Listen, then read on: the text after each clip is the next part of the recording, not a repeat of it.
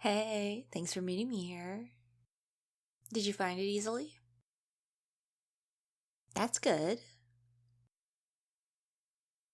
Yeah, no, this place has like the best little pastries. And the coffee, of course, at least according to Althea. Caffeine tends to put me right to sleep, so I avoid it like the plague. But they make these little milkshake type things. This one is dragon fruit flavored. I had their little pomegranate tarts, orange scones, and a slice of their pumpkin loaf.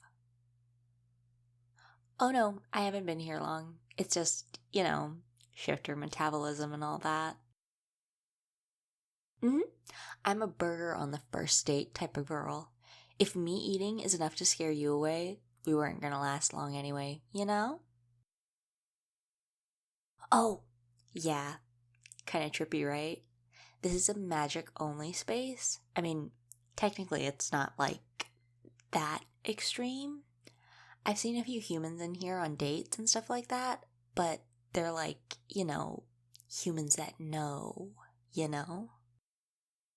Yeah, but to humanize, I'm pretty sure this place just looks like an abandoned building, or maybe an office of some sort.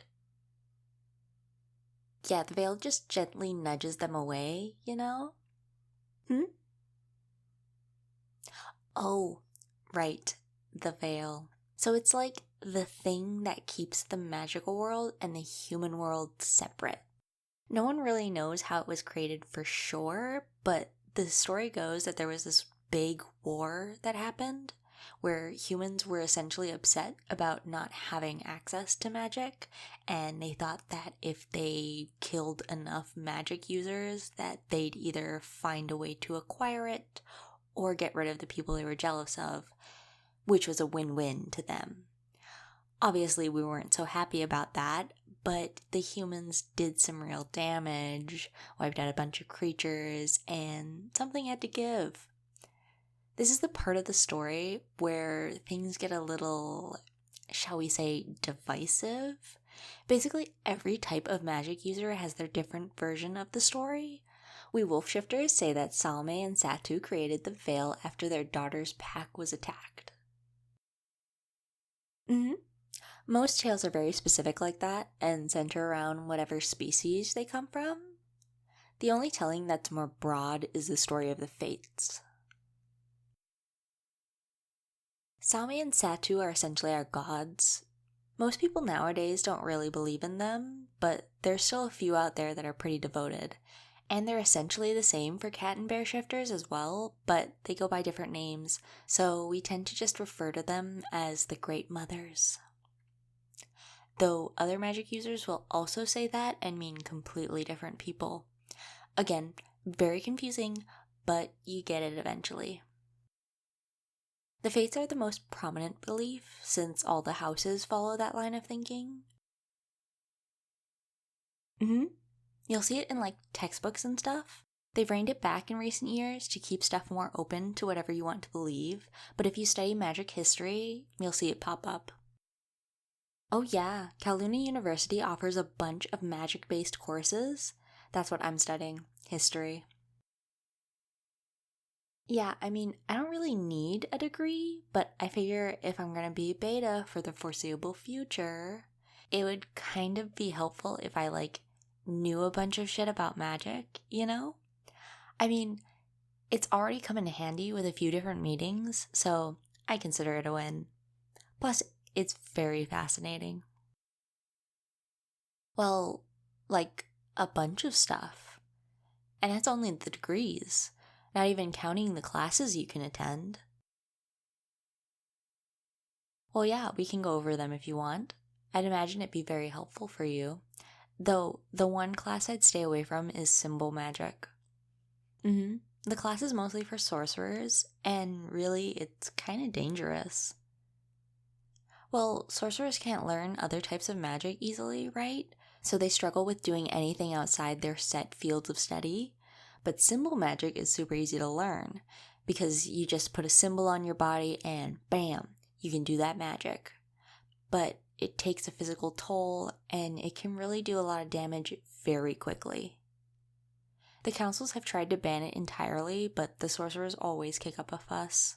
The houses decided they would allow symbol magic to be taught, but that there should be a limit to how many symbols one person can have, which, in theory, is fine and dandy, but when you can use a symbol that hides other symbols, yeah. No, not every sorcerer bothers with it. Most are content with their powers. For example, the couple behind the counter, they're both telekinetics, and that comes in handy in many situations, but definitely when running a cute little cafe. You can sort of tell.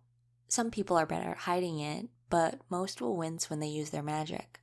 I mean, especially if they're keeping up a glamour 24/7. No, not all of them misuse it either. There's this water elemental in my calc class that has just one, and it gives her a magic boost whenever she gets tired. Which, now that I think about it, wasn't the best example to give because that is sort of a misuse. But... Oh, I'm taking calculus because growing up, if I wasn't taking a math class consistently, I'd forget everything and be lost the next time I had to take it. So I just got into the habit of always having one, and now it just doesn't feel like I'm actually going to school unless I've got math. Though I do worry that I'll eventually run out of math courses to take, and I'll be forced to take physics, because I hated that class back in high school and I refused to go back.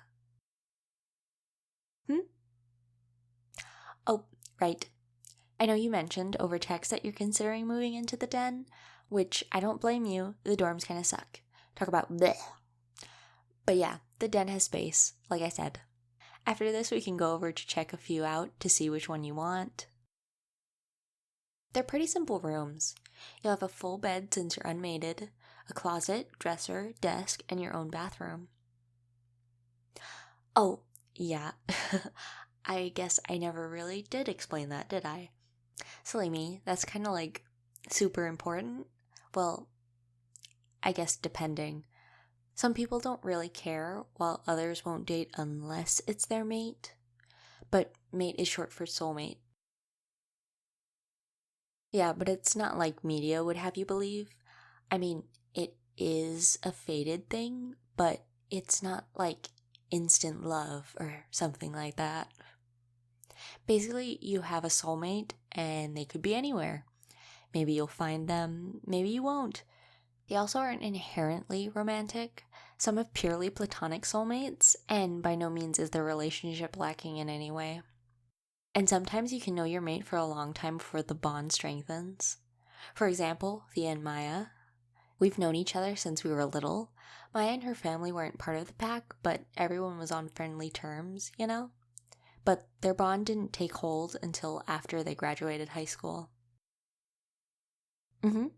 Althea was the sole alpha for a while, and she did great. But, I mean, it was a struggle for her, you know? I mean, becoming alpha in high school is tough.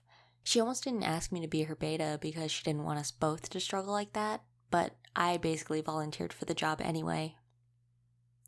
But Maya is now there to help, which is great, and she's settling into the role as well now, so, yeah. Oh, yeah, well, there's lots of reasons a bond takes a bit.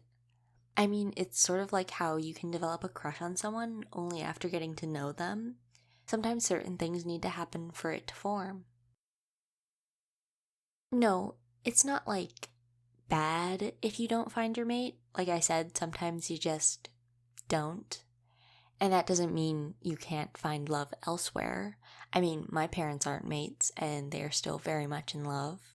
It's just this thing that could happen. This thing you could find. Like I said, some people really care about that stuff, so it's important for you to be aware of it. I'm unmated, single, on the prowl. It'd be cute to find my mate. I mean, I have to watch Thea and Maya be all cute and lovey-dovey in their reserved kind of way all the time, so of course I've thought about how nice it would be, but, I mean, I also know that I could have that with someone who isn't my mate all the same. Yeah, But with Althea and Maya, it's kind of easy to see why their bond didn't take before. Well, Maya's trans. Literally, that's all it took. The second she figured it out, the bond took hold. Well, I guess it wasn't that fast, but it was pretty fast. I mean, I always suspected they'd end up together because they just fit, you know? But in their case, personal growth was in their way. And then it happened, and now here they are. Yeah, very fun. Ooh, I have a little meeting to get to in a few hours, so if we want to tour the rooms, we'll need to start heading over now. You all set to go? Okay, let's boogie.